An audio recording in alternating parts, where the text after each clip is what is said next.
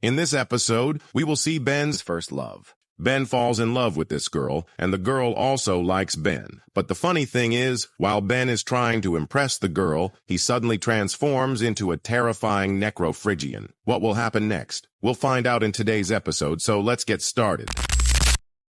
The story begins with Grandpa Max and Mr. Green, where Team Tennyson visits Mr. Green's town. Grandpa was having a lot of fun there, but Ben and Gwen were getting bored. Just then, Ben sees a girl and immediately starts liking her. Mr. Green, who is an old friend of Grandpa Max, says, "This is my granddaughter. The girl's name is Kai, and she was performing a traditional dance." Ben shows interest in Kai's dance, and Gwen finds Ben's behavior strange. Later, when Kai finishes her dance, the sky suddenly gets covered with dark clouds. Seeing this, Gwen jokingly asks Kai, "Did you do a rain dance?" And right after Gwen says this, it starts raining heavily, and everyone heads toward the royal pavilion. But Ben was still lost in thoughts about Kai, unaware of what was happening around him. Just then, a huge necrophrygian appears, which surprises Ben greatly.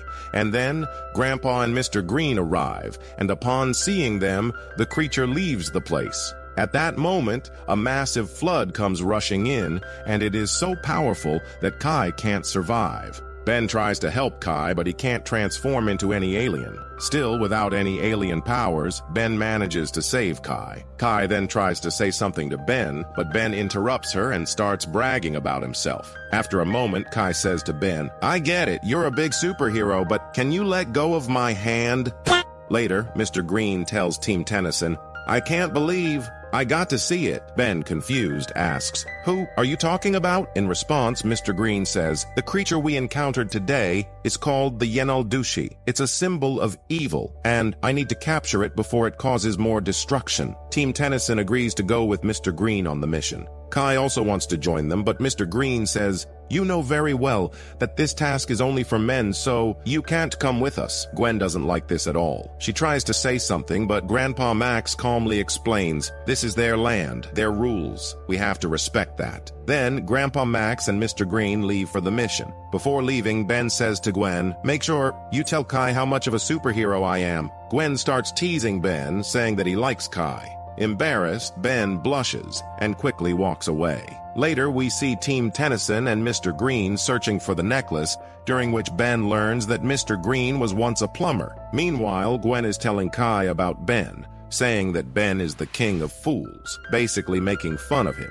After that, Team Tennyson finds the Yenaldushi along with the necklace. Mr. Green tries to shoot it, but the Yenaldushi dodges the bullets. It then attacks Team Tennyson, and all three of them tumble down a hill. At that moment, Ben tries to transform into Stinkfly, but instead he turns into Wildvine and uses his vines to save Grandpa Max and Mr. Green. Seeing Ben's transformation, Grandpa Max tells Mr. Green, "I have a lot to tell you." Then Ben goes after the Yenaldushi and uses Wildvine's powers to grab the necklace, attacking it aggressively. But just then, the Omnitrix runs out of power. The Yenaldushi starts chasing Ben and swipes its claws at him, striking the Omnitrix. Right at that moment, Grandpa Max and Mr. Green arrive. Seeing them, the Yenaldushi flees. Suddenly, strange lights begin emanating from the Omnitrix, and then they all leave the area. Later, we see many people leaving the area, and Mr. Green says they're leaving because they're scared of the Yenaldushi, and tonight, its power will grow even stronger. Ben responds confidently, "After the way I scared it off today, I don't think it'll dare to attack us again." At that moment, Kai says to Ben, "My grandpa told me about your alien powers." Ben tries to impress Kai, but suddenly, his body starts to change. Slowly, he begins transforming into the Yenaldushi. Mr. Green, alarmed, asks Ben, "Did the Yenaldushi bite you?" In response, Ben says, "When I was transformed into an alien, that wolf bit me. But when I returned to my normal form, there wasn't a single mark on my body." Then Mr. Green says, "This is not a funny matter, because Yenaldushi can turn many others into beings like itself. And when they turn into necrophrygian-like creatures, they first attack their loved ones." At that moment, Grandpa Max asks, "How do we fix Ben?" Mr. Green replies, "We have to reverse the magic. We must stop the wolf. To defeat the wolf, we need to mix cactus juice with a silver coin and press it against his chest. And we must do it before the moon rises. or else Ben will remain like this forever. After that, Grandpa Max and Mr. Green leave. Meanwhile, as the night gets darker, Ben slowly starts turning into a wolf. Kai notices this and warns him, but Ben says, "I don't feel anything different." Soon, Grandpa Max and Mr. Green return and say, "Something destroyed the NASA tracking center and took several satellites from there." Kai then suggests, "You can't search for both Yenaldushi and the cactus at the same time. Let Gwen and me go find the cactus. We'll send you a signal as soon as we get it." Then Gwen and Kai leave. Meanwhile, Mr. Green continues tracking Yenaldushi. After a while, Ben hears a strange sound and realizes it's Yenaldushi's location. They start following it. While searching, Mr. Green finds a footprint of Yenaldushi and using his flashlight spots a necrophrygian. As he tries to attack, the creature says, "I'm Ben." Seeing Ben like this, Mr. Green becomes very worried and says, "Ben has completely changed. We need that cactus immediately." He takes out his phone to call Kai but finds there is no signal, so he uses a flare gun to send a signal. On the other side, Kai and Gwen see the flare, and by that time, they have already found the cactus. Soon after the signal is sent, Yenaldushi appears. A fierce battle begins between Yenaldushi and Ben. Ben struggles to fight Yenaldushi. Grandpa Max tries to help but fails to hurt Yenaldushi. Ben attempts to transform into another alien but finds that his Omnitrix is missing. He then uses his necrophrygian powers to fight. Meanwhile, Gwen and Kai arrive with the cactus. Mr. Green quickly extracts the cactus juice and pours it onto a silver coin.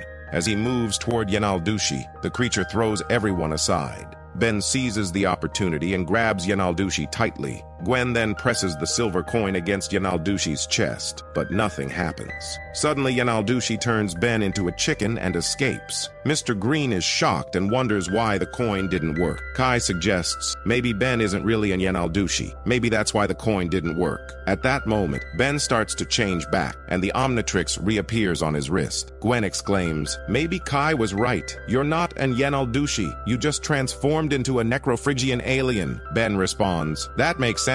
Maybe that's why my Omnitrix disappeared." Gwen then asks, "Did Yenaldushi touch your Omnitrix during the fight?" Ben replies, "Yes. When it scratched me, its claws hit the Omnitrix. I noticed strange lights coming from it." Hearing this, Grandpa Max sighs. "Looks like this vacation has more surprises left for us." Ben laughs. "If I knew that touching an alien could add its DNA to my Omnitrix, I would have tried it long ago." Afterward, they head toward Yenaldushi's location and enter a volcanic cave. Inside, molten lava starts flowing toward the city. Yenaldushi appears and attacks them with streams of lava. To protect everyone, Ben uses his new alien powers, but this drains the Omnitrix's battery, forcing him back to human form. Looking at the Omnitrix, Ben sees Yenaldushi's DNA has been added. As they search for a way out, the real Yenaldushi shows up. Ben quickly transforms into Cannonbolt, and a destructive battle follows. The cave starts to collapse, releasing more lava. Mr. Green says, "We can't let this lava reach the city." Ben instructs, "Everyone get out. I'll handle Yenaldushi." Following Ben's command, the team escapes while Ben continues fighting Yenaldushi, both trapped within the flowing lava. Ben's danger scared everyone, but after he defeated Animo, he came out of the cave. Seeing this, everyone was relieved and happy. They returned to their city, where we saw the townspeople coming back, no longer afraid of Animo. Then Kai asked Grandpa Max, "What was that wolf trying to do with the satellite?" Grandpa replied, "We never got that information because we didn't find any satellite there." After that, Ben said, "We don't need to worry about this anymore, and now I haven't even been able to collect different aliens' DNA." Then, Mr. Green left with Grandpa Max. Ben turned to Kai and said, "There's still more vacation left. We can meet again if you want." At that moment, Kai tried to explain to Ben, "Look, you're a nice guy, but you're not my type." Ben, surprised, said, "What am I doing wrong? You liked me before." Kai responded, "I only liked you when you were a wolf. I thought I'd tie a leash around your neck, turn you into a pet, and train you however I wanted." Hearing Kai's words, Ben's heart broke. Then Gwen told Kai, "Look, you can't talk to Ben like that, because I'm the only one who has the right to say such things to him." Kai got angry and stormed off. Gwen then tried to comfort Ben, saying, "Look, first loves always end in heartbreak. It's no big deal. You'll find more girls later. You'll get more chances, and I'm always here for you."